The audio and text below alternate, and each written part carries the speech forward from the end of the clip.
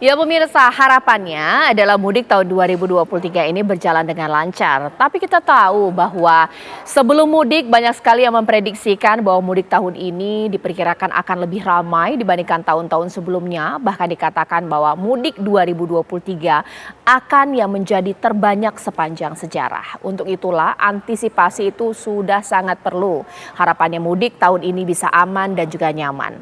Seperti kita ketahui, Korlantas juga sudah menginformasikan bahwa besok merupakan awal dari puncak arus mudik 18 April hingga 21 April nanti. Bagaimana pantauannya, bagaimana pengamanannya, bagaimana kebijakannya, itu akan saya bahas di Apa Kabar Indonesia malam hari ini. Dan lewat sambungan Zoom, saya sudah tersambung dengan Kakor Lantas Polri, Irjen Pol Firman Santia Budi. Selamat malam Jenderal, Assalamualaikum warahmatullahi wabarakatuh.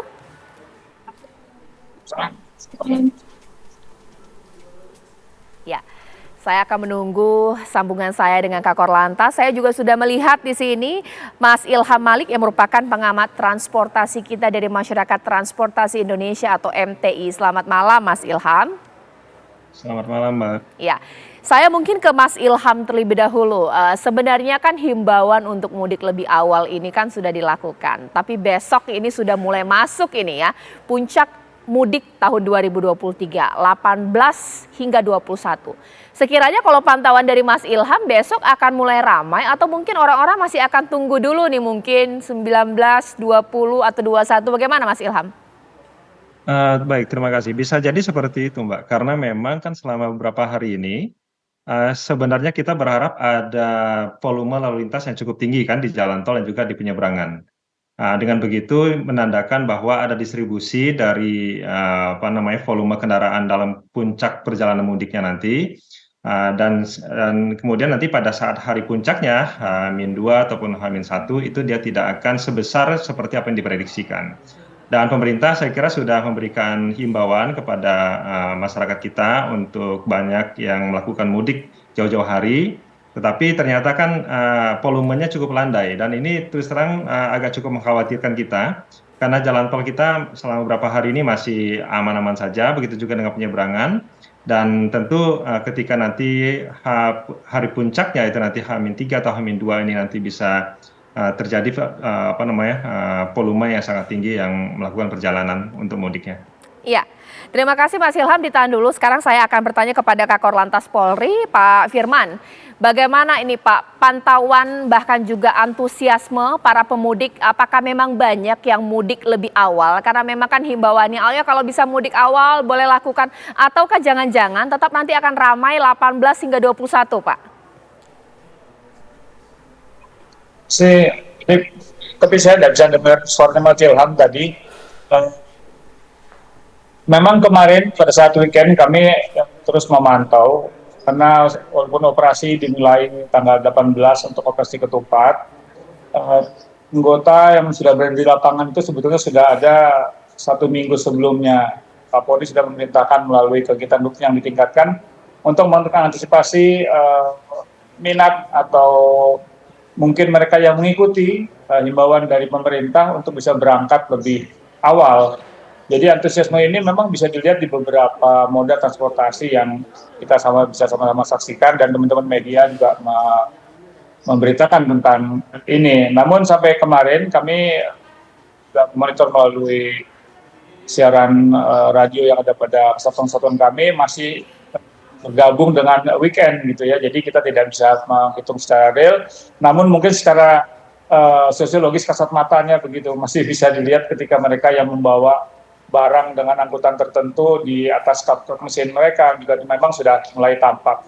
Juga termasuk kendaraan roda 2 yang ada di jalan-jalan arteri. Namun ini moga-moga bisa memecah mereka yang akan bertumbuh pada satu titik puncak arus yang diprediksi pada tanggal 18, 19, atau tanggal 20 besok ini.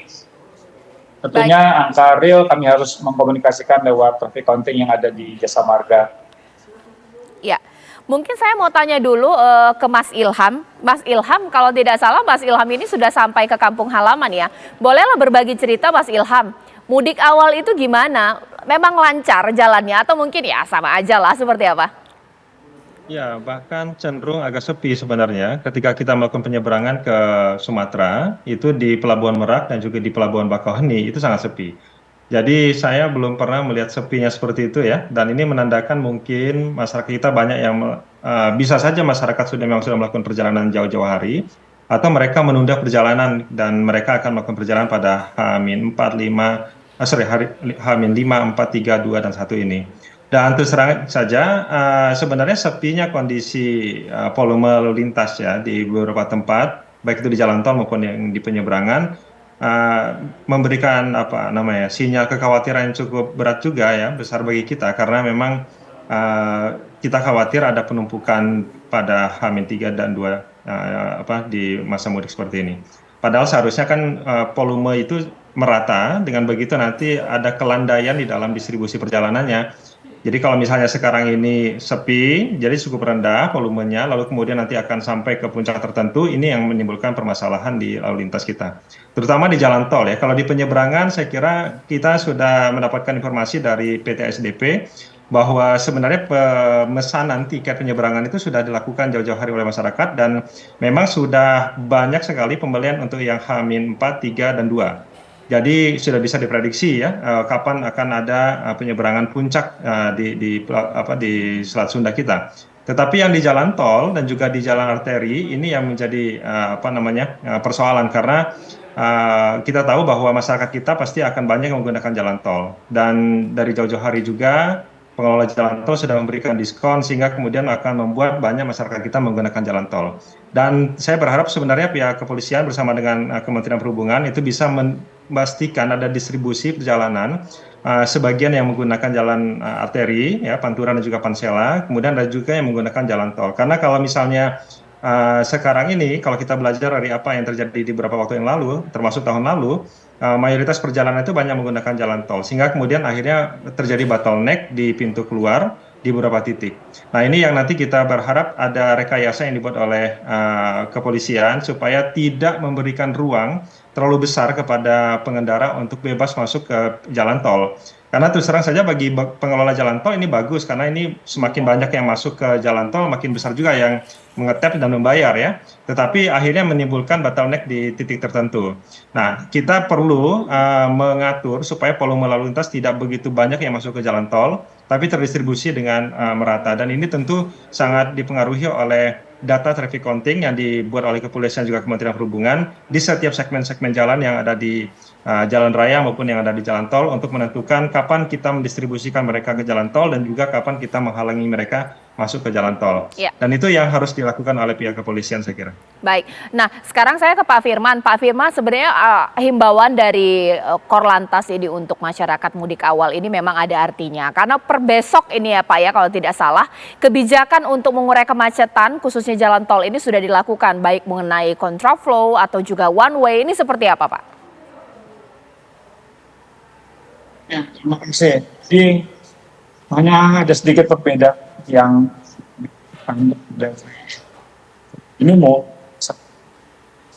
mudik tahun ini adalah ketika tahun lalu kami melaksanakan kegiatan kontraflow sampai one way itu sejak di kilometer 47 Cikampek.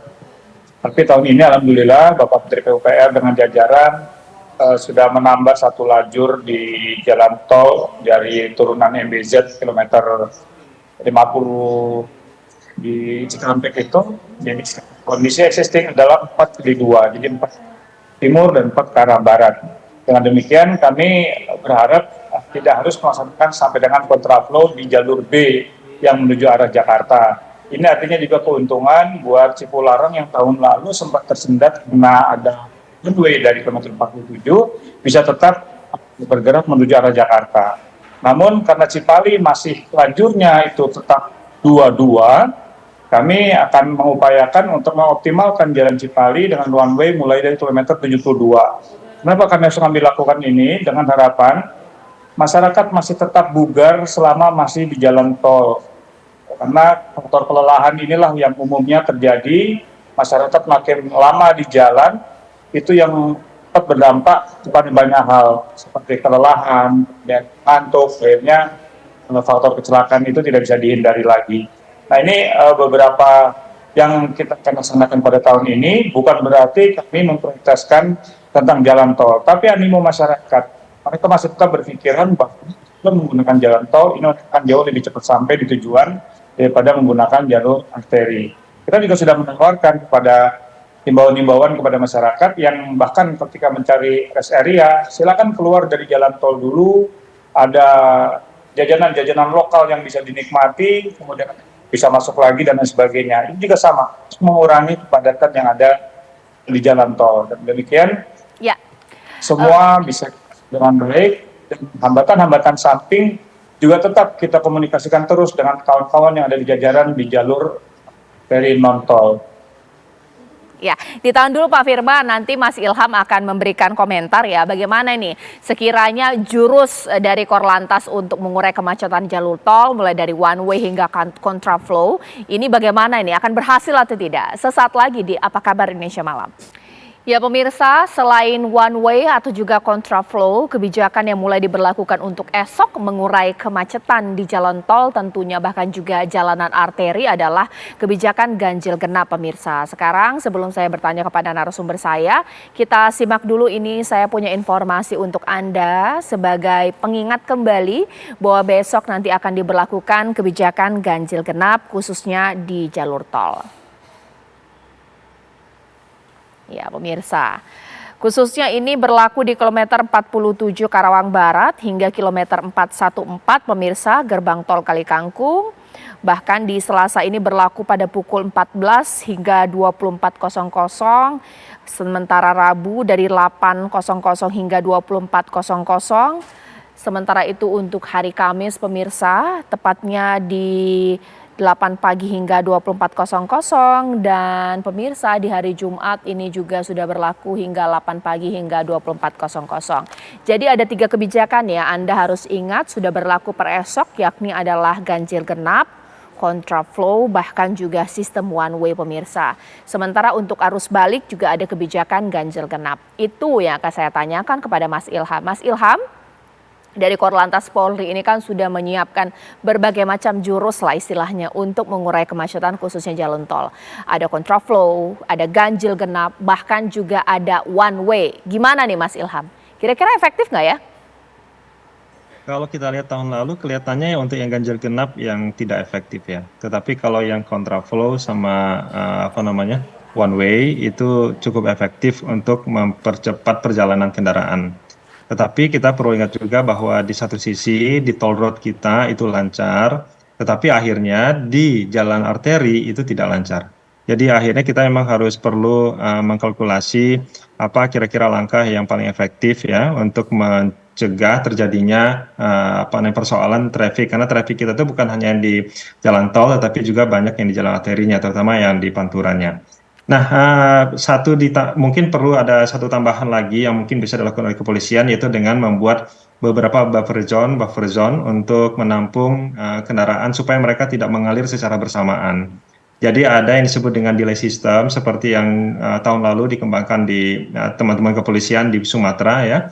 Jadi ada penundaan perjalanan kendaraan supaya mereka tidak secara bersamaan merangsek masuk ke ke pintu keluar tol gitu ya, terutama kalau kasus seperti kita sekarang ini yang di Kalikangkung.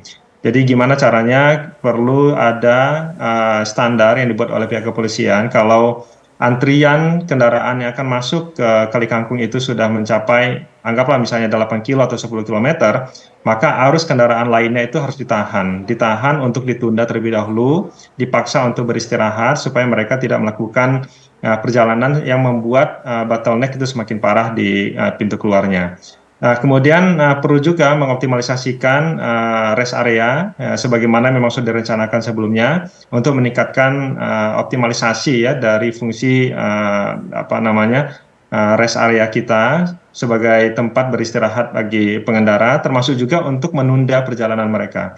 Karena memang penundaan perjalanan ini yang sangat penting. Jadi volume kendaraan yang tidak masuk secara bersamaan ini harus dikendalikan. Pemerintah sudah memberikan himbauan kepada masyarakat untuk tidak melakukan perjalanan secara bersama-sama ya pada waktu bersamaan, dan ini berkaitan dengan volume.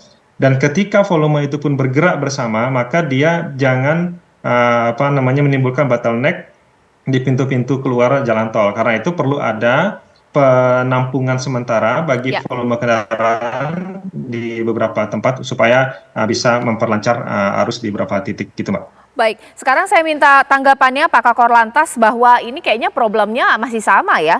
Jalan tol lancar dengan adanya kebijakan one way atau juga kontraflow, tapi nanti problemnya di jalan arteri, salah satunya juga mungkin ini Pantura. Akan menyiapkan mekanisme seperti apa ini? Ya. Untuk sistem kita akan coba kita siapkan untuk ke arah di kilometer 43 dan kilometer 68. Ini kita pelajari Lampung, kebetulan Dirjen Udar itu mantan Kapolda Lampung, kita menghambat mereka yang terlalu cepat sampai ke pelabuhan. Namun untuk yang ke arah timur, terima kasih masukannya. Sayangnya di jalan tol kita itu kan tidak ada kantong yang cukup. Ya, kalau kita menampung itu semua di rest area, artinya sama dengan menambah hambatan samping. Jadi cara bertindak kami ketika angka yang ada di jalan tol itu tadi traffic counting sudah menunjukkan mendekat kepada titik yang kami memasang parameter 60% itu untuk warning yang pertama. Itu kita akan keluarkan pada gate sebelum titik-titik yang dimaksud. Kami selalu menyampaikan kepada jajaran, jangan mengambil langkah manajemen pengaturan di titik yang dimaksud ketika sudah terjadi. Tapi 2 titik sebelumnya, itu kendaraan-kendaraan sudah harus dikeluarkan ke jalan arteri untuk menghindari kepadatan yang lebih banyak di jalan tol itu sendiri. Ini yang kita akan skenariokan apabila tadi yang disampaikan oleh Mas Ilham, jalan tol sudah mengalami kepadatan. Betul sekali kami sependapat bahwa kami mencatat betul, mengawasi betul gate-gate tol yang di ujungnya sana itu yang jalannya cenderung bottleneck. Karena itu penting desain. Yang kedua adalah kegiatan masyarakat di ujung jalan tol sana sendiri. Kami juga tidak pernah bosan mengimbau masyarakat yang mungkin melaksanakan perjalanan malam, itu sebetulnya masyarakat lokal di jalan arteri itu sebagian besar juga sudah istirahat. Jadi tidak perlu juga semuanya masuk ke jalan tol, saya sependapat. Tapi lagi-lagi itu masyarakat ya, milih. Mereka masuk ke jalan tol, tinggal kami memonitor dari traffic counting-nya. Terlalu padat kita keluarkan, ketika kosong kita bantu untuk kelancarannya sehingga mereka bisa cepat sampai di tujuan tentunya dengan selamat. Iya. Gitu, Mbak. Ditahan dulu Pak Firman, mungkin sekarang saya ke Mas Ilham Malik. Untuk 2023, suasana kebatinan dari para pemudik ini seperti apa? Kita tahu bahwa tugasnya para aparat ini untuk menyiapkan kronologis ini berat, tapi kedisiplinan bahkan juga mental dari pemudik yang mau menang sendiri juga, pengen cepat sampai ke kampung halaman, ini juga nggak tahu aturan seperti apa, Mas Ilham? Ya, travel behavior masyarakat kita kan sebenarnya sudah bisa kita petakan ya. Memang agak sulit untuk bisa diatur. Tetapi memang tidak bisa disalahkan juga karena memang ada animo masyarakat kita untuk melakukan perjalanan mudik tadi ya. Dan saya kira apa yang disampaikan oleh Pak Firman tadi itu merupakan sebuah strategi yang sangat kita apresiasi. Dan mudah-mudahan saja ini nanti bisa operate gitu di dalam perjalanannya nanti ya. Karena dengan begitu kita bisa melihat bahwa ada kelancaran lalu lintas di jalan tol dan juga di jalan raya. Nah, memang perilaku masyarakat kita sekarang ini pasti akan sulit sekali untuk mengendalikan minat mereka begitu ya. Karena ini adalah sebuah perjalanan yang bagi mereka bukan hanya soal sekedar perjalanan untuk pulang ke kampung, tetapi banyak faktor yang membuat mereka bersemangat dan ingin juga cepat sampai ke tujuan. Nah, ada hal yang menarik dari kemacetan lalu lintas di tempat lain, Mbak, yang mungkin bisa dipikirkan ya cara penyelesaiannya ya. Yaitu ketika kita macet di jalur puncak. Setiap minggu jalur puncak itu macet, tetapi masyarakat kita itu dengan senang hati melakukan perjalanan tetap ke puncak setiap minggu juga. Baik. Jadi ternyata ada proses yang juga mungkin perlu diinisiasi oleh kepolisian dan juga Kementerian Perhubungan bagaimana caranya membuat perjalanan mudik meskipun itu macet tapi tetap menyenangkan di jalan tol dan juga di jalan arteri. Oke, ibaratnya bahwa mudik adalah seni bermacet-macetan seperti itu. Nanti saya akan tanya kepada Pak Firman, nah bagaimana ini tips dari Korlantas agar mudik tahun ini bisa aman dan juga nyaman. Mungkin himbauannya untuk para pemudik ya, sesaat lagi. Ya, selain pantauan mudik jalur darat menggunakan kereta api, menggunakan mobil pribadi, bahkan juga motor ataupun menggunakan bus, pemirsa, saya akan juga pantau mudik menggunakan kereta api bahkan juga pesawat ya. Kita ke Bandara Juanda sudah ada rekan kami Kumaidi dan di Stasiun Pasar Senen ada Tiara. Saya ke Kumaidi terlebih dahulu. Bagaimana kondisi di sana? Kumaidi silakan. Ya, Caca, saat ini saya berada di Terminal 1 Bandara Juanda Surabaya, di mana sejak pagi tadi hingga petang situasi kepadatan nampak di terminal keberangkatan domestik Bandara Juanda Surabaya. Sedangkan saat ini saya melaporkan ini saya berada di terminal kedatangan domestik Bandara Juanda Surabaya. Nampak di belakang saya ini banyak penumpang yang baru datang dari beberapa daerah di Indonesia untuk datang ke Surabaya. Dan dapat saya laporkan juga, Caca, hingga hari ini ada jumlah 210 extra flight dari 4 maskapai yang melakukan penambahan jadwal. Jadi extra flight itu ada 4 maskapai, di mana 4 maskapai itu adalah Lion Air, Pelita Air, Air Asia, dan Superjet. Dan Caca, dapat saya laporkan juga di prediksi hari ini ada sekitar 32.000 penumpang yang akan dan datang di terminal Bandara Juanda. Dan diprediksi menurut data Angkasa Pura, puncaknya akan terjadi pada H-3 besok dan H-2 besok. Begitu, Caca. Terima kasih Kumaidi. Sekarang saya ke Stasiun Senen, sudah ada Tiara di sana. Tiara, silahkan pantauannya. Iya, selamat malam Caca Nisa dan juga pemirsa. Suasana di Stasiun Pasar Senen pada malam hari memang cukup ramai. Pemandangan seperti inilah yang kemudian ini saya rindukan dan tentunya semua orang rindukan begitu ya. Setelah 3 tahun kemarin kita mengalami pandemi COVID-19, kemudian melihat bahwa stasiun-stasiun dan juga sejumlah ruas jalan ini sepi begitu ya. Saat ini kembali terlihat lagi geliat aktivitas jelang mudik lebaran tahun 2023 begitu Caca. Kalau saya lihat datanya memang mereka ini akan menuju ke sejumlah kota dan juga kabupaten di Pulau Jawa tentunya ya, yang menjadi tujuan favorit ini adalah Yogyakarta, kemudian juga Solo, Surabaya, serta Bandung begitu. Yang informasi dari PT KAI ini memberangkatkan pada tanggal 17 April 2023 ini adalah sebanyak kurang lebih 39.800 keberangkatan kereta api. Itu terdiri dari Gambir dan juga Pasar Senen, Caca. Tapi kalau di Pasar Senen saja ini adalah sebanyak kurang lebih 2.400 dengan keberangkatan sebanyak 32 kereta api begitu.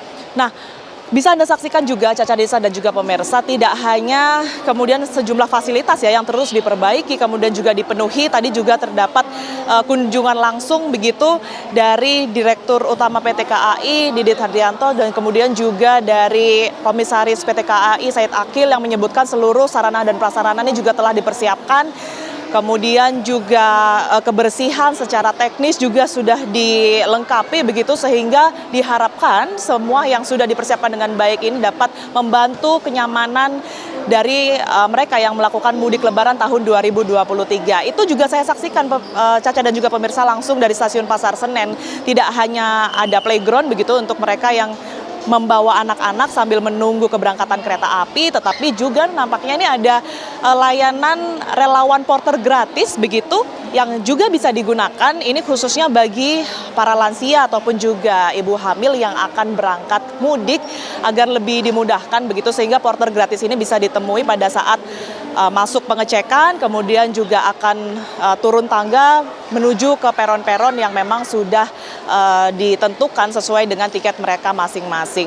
Himbauan lain dari Direktur PT KAI maupun juga Komisaris Utama PT KAI yang tadi sudah melakukan peninjauan, Caca, ini tentunya juga masyarakat harus mematuhi aturan yang ada. Salah satunya kita ingat bahwa memang wajib vaksin ini memang selalu ada, baik itu untuk anak yang berusia 6 sampai 12 tahun hingga di atas 18 tahun. Kalau 6 sampai 12 tahun ini vaksin yang wajib ini adalah vaksin 1 dan juga kedua. Jika tidak, ini mereka harus didampingi oleh orang tua yang kemudian ini sudah divaksinasi. Untuk di usia 13 sampai 17 begitu, ini harus vaksin 1 dan juga 2 juga. Kalau misalnya tidak memiliki keterangan tersebut, ini harus menyertakan surat keterangan dari rumah sakit. Sementara 18 ke atas ini memang sudah harus vaksin booster. Itulah yang bisa kami sampaikan, Caca Nisa dan juga pemirsa, langsung dari Stasiun Pasar Senen, Jakarta. Kami kembalikan ke Anda. Terima kasih Tiara dari Senen dan Humaydi dari Bandara Juanda. Sekarang saya akan kembali bertanya kepada narasumber saya, mungkin terakhir untuk Pak Kakor Lantas Polri di sini, Pak Firman. Lantas bagaimana ini himbauan Bapak untuk para pemudik tahun ini mengingat besok hingga 21 April akan menjadi puncaknya. Apa tipsnya Pak supaya lancar dan aman? Yang pertama,